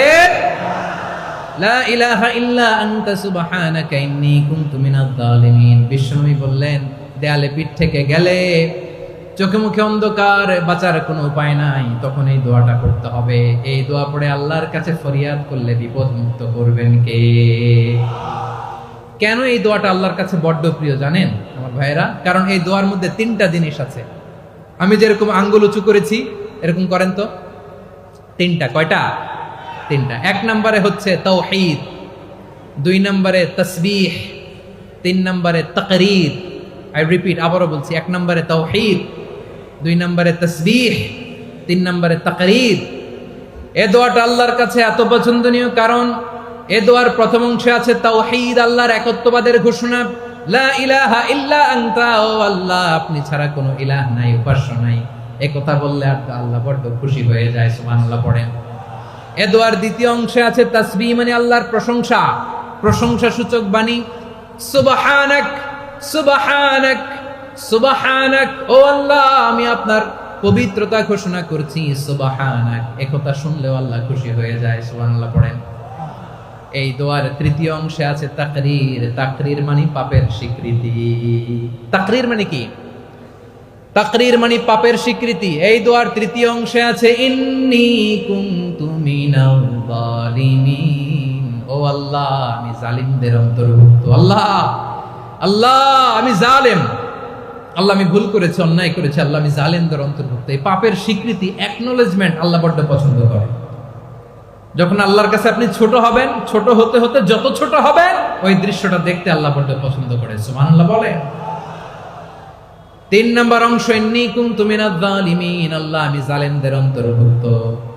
সাইয়েদনা আদম আলাইহিস সালাম ভুল করে যখন নিষিদ্ধ গাছের ফুল খেয়ে ফেললেন, ফল খেয়ে ফেললেন, আল্লাহ বললেন আদম ক্ষমা পেতে চাইলে তুমি আর হাওয়া মিলে স্বীকৃতি দাও, পাপের স্বীকৃতি। আর পড়ো রব্বানা যালামনা আনফুসানা ওয়া ইল্লাম তাগফির লানা ওয়া তারহামনা লানাকুনান্না মিনাল খাসিরিন। ও আল্লাহ আমি আদম আর হাওয়া যালামনা আনফুসানা, আমরা আমাদের নফসের উপর বড্ড জুলুম করেছি। আল্লাহ ওয়া ইল্লাম তাগফির লানা ওয়া তারহামনা, আপনি যদি ক্ষমা না করেন, আপনি যদি দয়া পরবশ না হন, আপনি যদি রহম না করেন, আমরা তো ক্ষতিগ্রস্তদের মধ্যে শামিল হয়ে যাব। এই দোয়া করার সাথে সাথে সাইয়েদনা আদম আর হাওয়া আলাইহিস সালামকে ক্ষমা করে দিলেন কে? তাহলে এই দোয়ার তিন নম্বর অংশ তাকরীর, এটা আল্লাহ বড্ড পছন্দ করে। আমার কলিজার টুকরা ভাইয়েরা, গুনাহ করে শিকার যেতে হবে, এটা আল্লাহ ভালোবাসেন। সাইয়েদনা আবু বকর রাদিয়াল্লাহু তাআলা আনহু বিষ্ণু ইসলামকে বললেন, ইয়া রাসূলুল্লাহ আল্লিমনি দুআআন আদউ বিহি ফি সলাতি, নবী হে আপনি আমার এমন একটা স্পেশাল দোয়া শিখায় দেন যে দোয়াটা আমি নামাজে পড়ব। নবী বললেন তাহলে তুমি পড়ো আল্লাহুম্মা ইন্নী যালামতু নাফসি যুলমান কাসীরান ওয়া লা ইয়াগফিরুয যুনুবা ইল্লা আনতা ফাগফির লি মাগফিরাতাম মিন ইনদিকা ওয়ারহামনি ইন্নাকা আনতাল গফুরুর রহিম। সুবহানাল্লাহ। সালাম ফিরানোর আগে পড়েন, কথা কয় না, পড়েন পড়েন। ও আবু বকর, নামাজে যদি দোয়া করতে মনে চায় এই দোয়াটা পড়বা, আল্লাহুম্মা ইন্নী যালামতু নাফসি, আল্লাহ জুলুম করেছি আমার নফসের উপর, যুলমান কাসীরা, অনেক জুলুম, ওয়া লা ইয়াগফিরুয যুনুবা ইল্লা আনতা, আপনি ছাড়া এই জুনুব, এই পাপ ক্ষমা করার দ্বিতীয় কোনো রব নাই। আছে? আল্লাহ ছাড়া আমাদের গুনাহ আর কে কে ক্ষমা করতে পারে বলেন তো? কে পারে? কে? এজন্য আল্লাহরে বলবেন, আল্লাহ আমি ছাড়া তোমার গোলামের অভাব নাই, ও আমার রব আমি ছাড়া এই জমিনের বুকে তোমার গোলামের অভাব নাই, কিন্তু তুমি ছাড়া তো আমার দ্বিতীয় কোনো রব নাই। পারবেন বলতে? পারবেন? চোখের পানি ছেড়ে আল্লাহরে বলবেন, আল্লাহ তুমি আমার রব, তুমি আমার সব। কি বলবেন? আল্লাহ আমারে রব। সবাই বলুন, আল্লাহ আমারে রব, দমে দমে তনু মনে তারি অনুভব, আল্লাহ আমারে রব। আল্লাহরে বলেন, আল্লাহ তুমি আমার রব, তুমি আমার সব। আল্লাহ আমি ছাড়া এই জমিনে তোমার গোলামের অভাব নাই, তুমি ছাড়া আমার দ্বিতীয় কোনো রব নাই। এ কথা বলে চোখের পানি ছেড়ে আল্লাহরে স্বীকৃতি দেন, আল্লাহ আমি পাপী, আল্লাহ জামিনে আমার চেয়ে বড় পাপী আর কেউ নাই। ওযু করে সিজদায় লুটিয়ে পড়ে চোখের পানি ছেড়ে আল্লাহরে পাপের স্বীকৃতি দেন, আল্লাহ এমন কোন জুলুম নাই, গুনাহ নাই আমি করি নাই, সগীরা কবিরা, জেনে না জেনে, ইচ্ছায় অনিচ্ছায়, শিরক বিদআতি সব গুনাহ করেছি। আল্লাহ আকাশের নিচে জমিনের উপরে আমার চেয়ে বড় গুনাহগার আর কেউ নাই। চোখের পানি ছেড়ে আল্লাহরে বলেন, আল্লাহ আমি ছাড়া তোমার গোলামের অভাব নাই, তুমি ছাড়া আমার দ্বিতীয় কোনো রব নাই, তুমি ছাড়া তো কেউ আমার গুনাহ ক্ষমা করার নাই, তুমি আমার রব, তুমি আমার সব। বলতে পারবেন? এই তাকরীর আমার পটুয়াখালীর ভাইয়া, এই স্বীকৃতিটা দেখতে আল্লাহ বড্ড ভালোবাসে, কারণ আমরা সবাই গুনাহগার, আমরা সবাই কি? বিশ্বনবী বলেন, কুল্লুকুম খাত্তাউন, আ বানি আদম তোমরা সবাই পাপী। সবাই কি? সবাই পাপী। আমরা সবাই পাপী, আপন পাপের বাটখারা দিয়ে অন্যের পাপ মাপি। আমরা যে পাপী এটা ভাবতে মনে চায় না কারণ, খালি অন্যের পাপ দেখি আমরা, এটা ভুল।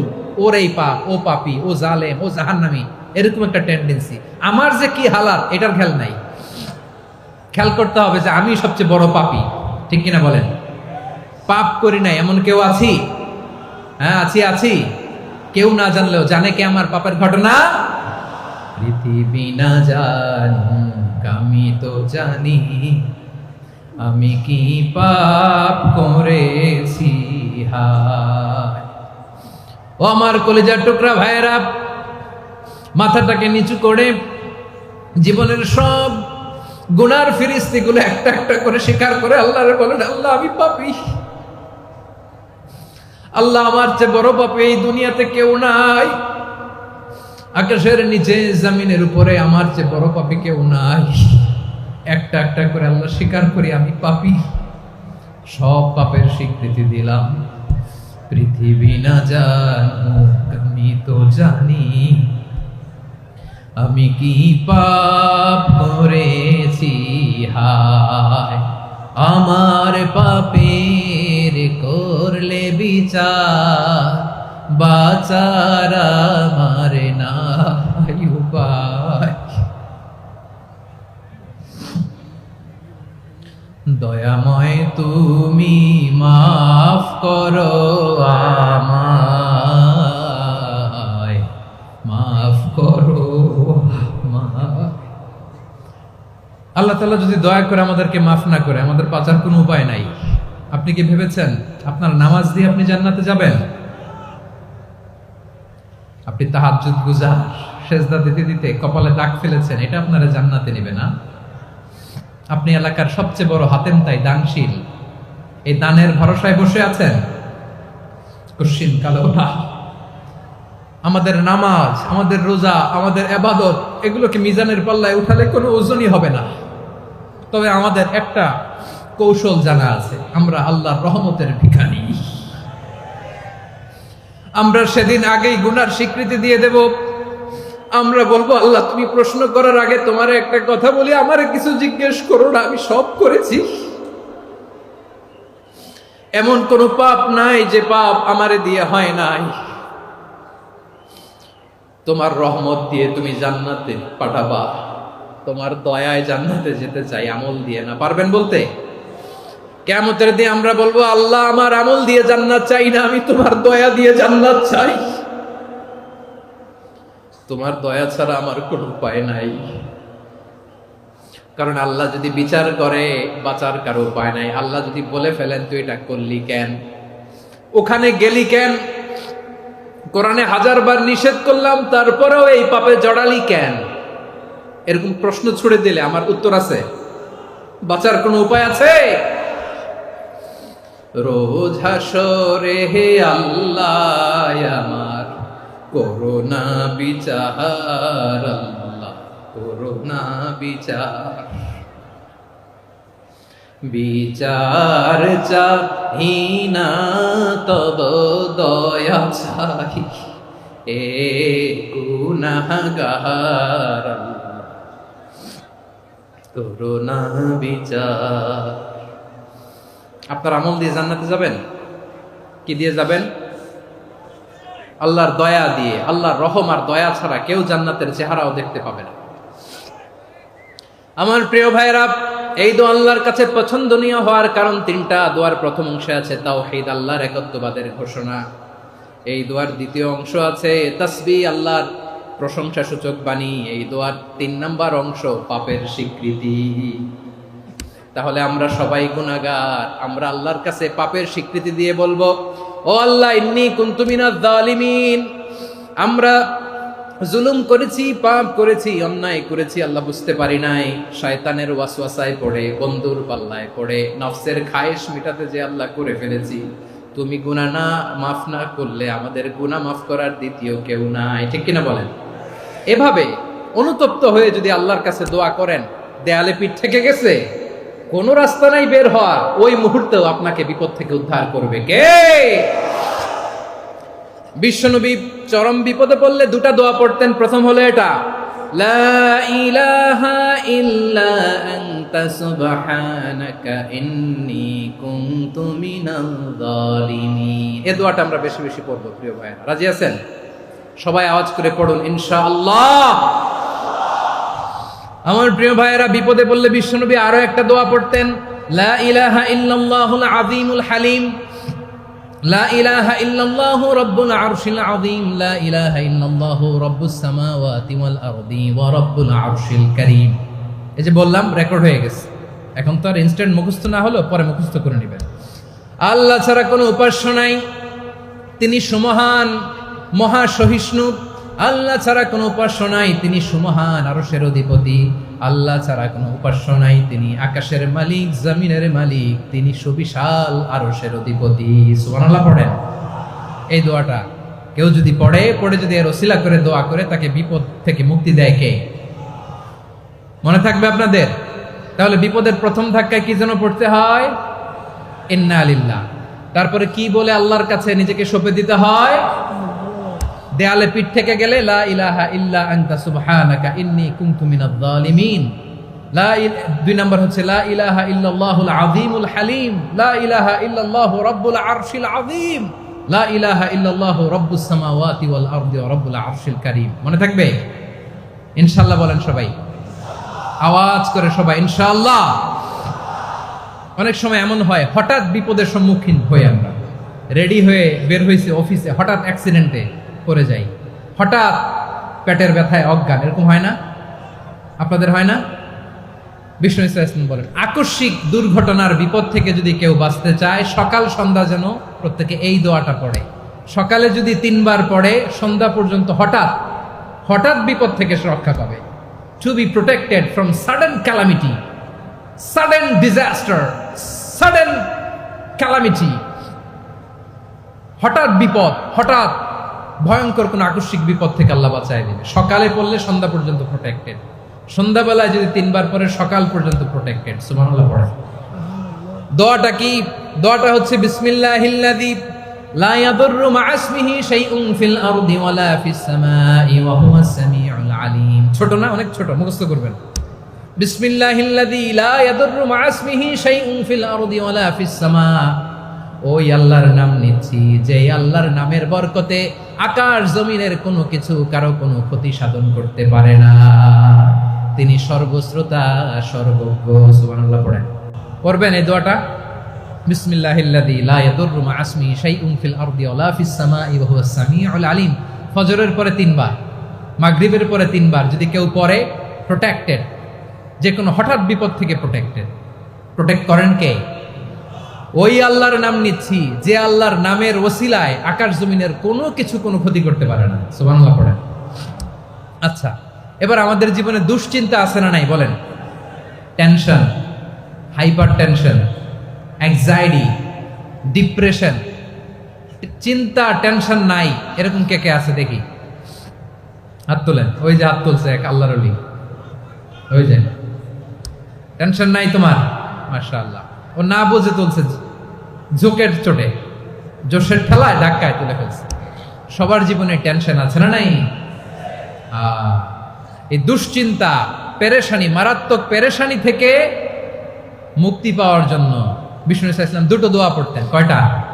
অনেকগুলো পড়তেন। স্পেশাল 2টো দোয়া আজকে আপনাদের শিখায়া যাব, শুনবেন না? কষ্ট হচ্ছে? সংক্ষিপ্ত মুনাজাত দিয়ে দেই। ওরে আল্লাহ, আমি তো 9:30 ক্রস করে ফেলছি মাসুদ ভাই, খেয়াল করি নাই। আরো কয়েক মিনিট? ঠিক আছে, ঠিক আছে। পেরেশানিতে পড়লে, টেনশনে পড়লে এই দোয়াটা, প্রিয় ভাইরা, বিষ্ণু ইসলাম যখন খুব বিপদে পড়তেন, দুশ্চিন্তা ওনাকে ঘিরে ধরতো, উনি পড়তেন ইয়া হাইয়ু ইয়া কাইয়ুম বিরহমাতিকা আস্তাগীথ। ইয়া হাইয়ু ইয়া কাইয়ুম বিরহমাতিকা আস্তাগীথ। ইয়া হাইয়ু ইয়া কাইয়ুম, হে শাশ্বত অবিনশ্বর, হে চিরঞ্জীব, বিরহমাতিকা আস্তাগীথ, তোমার রহমতের উসিলায় তোমার কাছে ফরিয়াদ করি। এটা পড়তেন। আবার আরেক বর্ণনায় এসেছে ইয়া হাইয়ু ইয়া কাইয়ুম বিরহমাতিকা আস্তাগীথ আসলিহ লি শা'নি কুল্লাহু ওয়ালা তাকিলনি ইলা নাফসি তারফাতা আইন। আসলিহ লি শা'নি কুল্লাহ, আল্লাহ আমার সবকিছু আপনি সেটেল করে দেন। আমাদের সব ঝামেলা সেটেল করে দিতে পারে কে? আমরা তো সেটেলমেন্টের জন্য এসপি সাহেবের কাছে যাই, ডিসি সাহেবের কাছে যাই, অমুক ভাইয়ের কাছে যাই, তমুক ভাইয়ের কাছে যাই। এই দোয়া পড়লে আরশের উপর থেকে আপনার ম্যাটার সেটেল করে দিবে কে? তাহলে পড়বেন ইয়া হাইয়ু, হে চিরঞ্জীব। হাইয়ু মানে চিরঞ্জীব, যিনি চিরকাল বেঁচে থাকবেন, মরবেন না। আল্লাহ মরবেন? তার কোনো লয় আছে? ক্ষয় আছে? সূরা রহমানে আল্লাহ বললেন কুল্লু মান আলাইহা ফানি ওয়া ইয়াবকা ওয়াজহু রাব্বিকা যুল জালালি ওয়াল ইকরাম ফাবিআইয়ি আলাই রাব্বিকুমা তুকাযিবান। জমিনে যা আছে সব ফান, ভ্যানিশ হয়ে যাবে, নিশ্চিহ্ন হয়ে যাবে, শেষ হয়ে যাবে, সব বিলুপ্ত হয়ে যাবে, একজন ছাড়া। জোরে বলেন তিনি কে? ইয়া হাইয়ু। আমার সাথে আওয়াজ করে পড়েন ইয়া হাইয়ু ইয়া কাইয়ুম ইয়া হাইয়ু ইয়া কাইয়ুম বিরহমাতিকা আস্তাগীথ আসলিহ লি শা'নি কুল্লা ওয়ালা তাকিলনি ইলা নাফসি তারফাতা আইন। এভাবে দোয়া করলে আপনাকে বিপদ মুক্ত করবে কে? এই দোয়াটা কেন পছন্দ আল্লাহর কাছে? কারণ এখানে আল্লাহর 2টা সুন্দর নাম আছে, গুণবাচক নাম, আল হাই, আল কাইয়ুম। এই 2টো নাম আছে এখানে। আবার এই 2টা আয়াতুল কুরসির অংশ। আয়াতুল কুরসির শুরু তো এটা আছে না নাই? হ্যাঁ, আছে না নাই? 3 নাম্বার কারণ এটা ইসমে আজম। কোন দোয়াটা ইসমে আজম? যে দোয়া ওসিলায় দোয়া করলে আল্লাহ দোয়া ফেরায় না। অনেকগুলো মত আছে, সবচেয়ে ভ্যালিড মত হচ্ছে এটা, ইয়া হাইয়ু ইয়া কাইয়ুম। এর ওসিলা দিয়ে দোয়া করলে দোয়া কবুল করে কে? 2 নম্বরে বিশ্বনবী মারাত্মক বিপদে পড়লে আরেকটা দোয়া পড়তেন, আল্লাহুম্মা ইন্নী আবদুক। আগে দোয়াটা পড়ি, শুনেন। আল্লাহুম্মা ইন্নী আবদুক ওয়া ইবনু আবদিক ওয়া ইবনু আমাতিক নাসিয়াতি বিয়াদিক মাদিন ফিয়া হুকমুক আদলুন ফিয়া কাদাউক আসআলুকা বিকুল্লি ইসমিন হুয়া লাক সাম্মাইতা বিহি নাফসাক আও আনসালতাহু ফি কিতাবিক আও আল্লামতাহু আহাদাম মিন খালকিক আও ইস্তাআসারতা বিহি ফি ইলমিল গায়বি ইনদাক আন তাজআলাল কুরআনা রাবিআ কলবি ওয়া নূরা সাদরি ওয়া জালাআ হুজনি ওয়া যাহাবা হাম্মি। সুবহানাল্লাহ পড়েন। বিষ্ণু বলতেন, আল্লাহুম্মা ইন্নী আবদুক, ও আল্লাহ আমি আপনার গোলাম, ওয়াবনু আবদিক, গোলামের ঘরের গোলাম, ওয়াবনু আমাতিক, বাদির ঘরের গোলাম। মানে আল্লাহ আমি আপনার গোলাম, আমার বাবা আব্দুল্লাহ ছিল আপনার গোলাম, আমার মা আমিনা ছিল আপনার বাদী। মানে আমরা গোলাম বংশের সব গোলাম। নিজেরে এর চেয়ে আর ছোট করে আল্লাহর কাছে উপস্থাপন করা যায় আমার ভাইরা? কথা কি বুঝতেছেন? নিজেকে এর চাইতে ছোট, নগণ্য আর তুচ্ছ করে আল্লাহর সাথে প্রেজেন্ট করা যায়? বিশ্বনবী বললেন, ও আল্লাহ আমি আপনার গোলাম, গোলামের ঘরের গোলাম, দাসীর ঘরের গোলাম, নাসিয়াতি বিয়াদিক, আমার মাথার চুলের ছুটি আপনার হাতের মুঠোয়, আপনি ডানে টান দিলে আমি ডানে যেতে বাধ্য, আপনি বাঁয়ে টান দিলে বাঁয়ে যেতে বাধ্য। সুবহানাল্লাহ বলেন। পিছনে দুই একজন ভাই দাঁড়ালেন কেন? হ্যাঁ, বসুন। জায়গা চেঞ্জ করতেছে, সেই দুপুর থেকে বসে আছে আমি জানি। মাশাআল্লাহ, কেউ দু একজন বেরিয়েছে, গ্যাপ পূরণ করতেছে। মাশাআল্লাহ পড়েন সুবহানাল্লাহ, আলহামদুলিল্লাহ, লা ইলাহা ইল্লাল্লাহ মুহাম্মাদুর রাসূলুল্লাহ সাল্লাল্লাহু আলাইহি ওয়াসাল্লাম। বিশ্বনবী বললেন, আল্লাহ আমার মাথার চুলের ঝুঁটি আপনার হাতের মুঠোয়। আচ্ছা, এইভাবে কাকে ধরা হয়? যে খুব ছোট, ঠিক কি না? নিজেকে কত ছোট করলেন বিশ্বনবী। ও আল্লাহ আমার মাথার চুলের ঝুঁটি আপনার হাতের মুঠোয়, আপনি ডানে টানলে আমি ডানে যাব, বাঁয়ে টানলে বাঁয়ে যাব।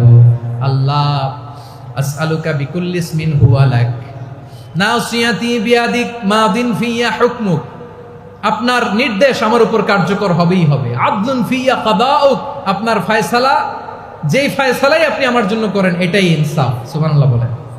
আমরা আল্লাহর ফয়সালায় সন্তুষ্ট হতে চাই না। কত কমপ্লেইন, আল্লাহ তুমি এটা দিলা না, ওইটা পাইলাম না, ওইটা হইল না রে, এরকম অভিযোগ, কমপ্লেইন আমাদের আছে না নাই? আর বিশ্বনবী বলতেন, আদলুন ফিয়া কাদাউক, আল্লাহ আমার জন্য তোমার যেটা ফয়সালা এটাই সবচেয়ে শ্রেষ্ঠ ইনসাফ, এর চেয়ে ইনসাফ আর হতে পারে? এভাবে কায়েম মনোবাক্যে আল্লাহর কাছে বিশ্বনবী দোয়া করতেন। এরপরে বিশ্বনবী বললেন, আল্লাহ তোমার যত নাম আছে সব নামের ওসিলায় দোয়া করি, যে নাম তুমি আমাদেরকে জানিয়েছো, যে নাম তুমি আমাদেরকে জানাও নাই, যে নাম তুমি কোরআনে নাজিল করেছো, যে নাম নাজিল করো নাই, যে নাম শুধু নবীদেরকে জানিয়েছো। আর আল্লাহর এমন কিছু চমৎকার চমৎকার সুন্দর সুন্দর নাম আছে, এই নামগুলো রব্বুল আলামিন কাউকে জানাবে না। সুবহানাল্লাহ বলেন। আমরা তো 99 নাম জানি, 100 নাম জানি আল্লাহ, কিন্তু আল্লাহর এমনও কিছু নাম আছে যেগুলো আল্লাহ বিশ্বনবীরও জানায় নেই। এগুলো আল্লাহ ইলমুল গায়বে রেখে দিয়েছেন। দোয়ার সময় বলবেন, আল্লাহ তোমার যেই নামগুলো জানি, যেগুলো জানি না, যেগুলো কোরআনে আছে, যেগুলো নাই, যেগুলো নবীরে খাস ভাবে জানাইছো ওগুলোর উসিলায়, যেগুলো কোনোদিন জানাবাও না, তোমার ওই নামের উসিলাও তোমার কাছে চাই। আল্লাহ কোরআনকে আমার হৃদয়ের বসন্ত বানাও, আমার বক্ষের জ্যোতি বানাও, আমার চিন্তা দুশ্চিন্তা তুমি দূর করে দাও। বিশ্বনবী বললেন, এই কালিমাগুলো, এই বাক্যগুলো পড়ে যদি কেউ আল্লাহর কাছে ফরিয়াদ করে, তার হৃদয় থেকে দুশ্চিন্তা কাটিয়ে দিবে কে? পড়বেন, এই দোয়াগুলো পড়বেন। আচ্ছা, সব শেষে বলি, ঋণের বোঝায় যারা জর্জরিত, বিষ্ণু ইসলাম চমৎকার একটা দোয়া শিখিয়েছেন। আমাদের অনেকে ঋণের বোঝায় জর্জরিত, আছে না নাই? এদিকে কেউ আছেন? থাকলে হাত তোলার দরকার নেই, থাকলে এই দোয়াটা পড়বেন। এক সাহাবীর নাম আবু উমামা, নামাজের ওয়াক্ত ছাড়া উনি মসজিদে যেয়ে বসে আছে। বিশ্বনবী বললেন, কিরে আবু উমামা, নামাজের তো ওয়াক্ত হয় নাই, মসজিদে কি?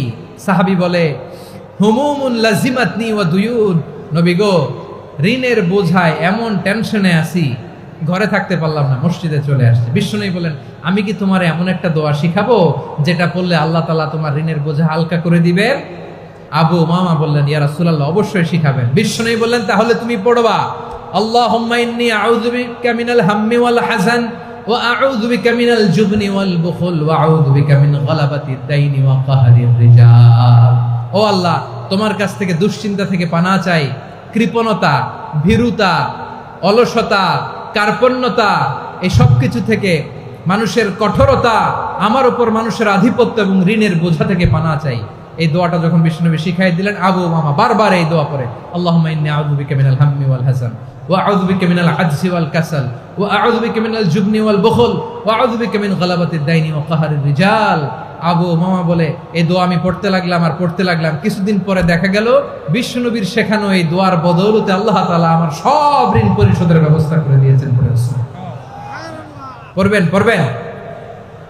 আমার প্রিয় পটুয়াখালীর ভাইরা, বিশ্বনবীর জামাতা সাইয়্যিদিনা আলী রাদিয়াল্লাহু তাআলা আনহুর কাছে এক লোক এসে বলে, হে আলী, ঋণের বোঝায় আমি জর্জরিত, আমার কিছু অর্থ দিয়ে সাহায্য করো। সাইয়্যিদিনা আলী রাদিয়াল্লাহু তাআলা আনহু বললেন, আমি কি তোমার এমন একটা দোয়া শিখাবো যেটা বিশ্বনবী আমাদের শিখিয়েছেন? এই দোয়া যদি তুমি পড়ো, লাউ কানা আলাইকা মিসলু জাবালিন কাবীরিন দাইনান আব্দুল্লাহু আনকা, পাহাড় পরিমাণও যদি ঋণের বোঝা হয়, আল্লাহ এটা পরিশোধের ব্যবস্থা করে দিবেন। ছোট্ট একটা দোয়া বিশ্বনবী শিখালেন, বললেন তুমি পড়বা, আল্লাহুম্মা কফিনি বিহালালিকা আন হারামিকা ওয়া আগনিনি বিফাদলিকা আম্মান সিওয়াক। মুখস্থ আছে? হ্যাঁ আছে। আল্লাহুম্মা কফিনি বিহালালিকা আন হারামিক, আল্লাহ তোমার হালাল দিয়ে আমাকে পরিতুষ্ট করো, হারাম থেকে বাঁচিয়ে রাখো, আর তোমার অনুগ্রহে মানুষের মুখাপেক্ষী যেন আমি না হই, আমি যেন সবসময় তোমার মুখাপেক্ষী হয়, ওই তৌফিক দিও। সুবহানাল্লাহ পড়েন। এই দোয়া বেশি বেশি পড়লে ঋণের বোঝা হালকা করে দিবে কে? তাহলে প্রিয় ভাইয়েরা, বিপদে পড়লেই প্রথমে কি পড়বেন? পটুয়াখালী ভুইলা গেছে। বিপদে পড়লেই প্রথমে ইন্না লিল্লাহ কি বলে নিজেকে আল্লাহর কাছে সঁপে দিতে হয়? হাসবুনাল্লাহ। চরম বিপদে দেয়ালে পিঠ থেকে গেছে, তখন লা ইলাহা ইল্লা আনতা সুবহানাকা ইন্নী কুনতু মিনাজ জালিমিন। এরপরে লা ইলাহা ইল্লাল্লাহুল আযীমুল হালিম, এই দোয়া। আকস্মিক বিপদ, হঠাৎ যেন কোনো বিপদ আমাকে পেয়ে না বসে, এটার জন্য বিসমিল্লাহিল্লাযী লা ইয়াদুররু মা ইসমিহি শাইউন ফিল আরদি ওয়ালা ফিস সামাই ওয়া হুয়াস সামিউল আলীম। সকালে 3 বার, রাতে 3 বার। আর মারাত্মক tension, hyper tension, anxiety, depression থেকে বাঁচার জন্য 2 দোয়া, ইয়া হাইয়্যু ইয়া কাইয়্যুম, ইয়া হাইয়্যু ইয়া কাইয়্যুম, মনে থাকবে? আর আল্লাহুম্মা ইন্নী আবদুক, এই দোয়া। ঋণ থেকে বাঁচার জন্য 2 দোয়া, আল্লাহুম্মা ইন্নী আউযু বিকা মিনাল হাম্মি ওয়াল হাযান, এটা। আর আল্লাহুম্মা কফিনি বিহালালিকা আন হারামিকা ওয়া আগনিনি বিফাদলিকা আম্মান সিওয়াক। আর সব সময় পড়ার জন্য একটা আমল দিয়ে যাই, উঠতে বসতে, অফিসে যাচ্ছেন, অফিস থেকে ফিরতেছেন, বসে আছেন, শুয়ে আছেন, ছোট্ট এক শব্দে আমরা যেন বেশি বেশি পড়ি আস্তাগফিরুল্লাহ। আওয়াজ করে আমার সাথে পড়ুন, আস্তাগফিরুল্লাহ। আবার পড়ুন, আস্তাগফিরুল্লাহ।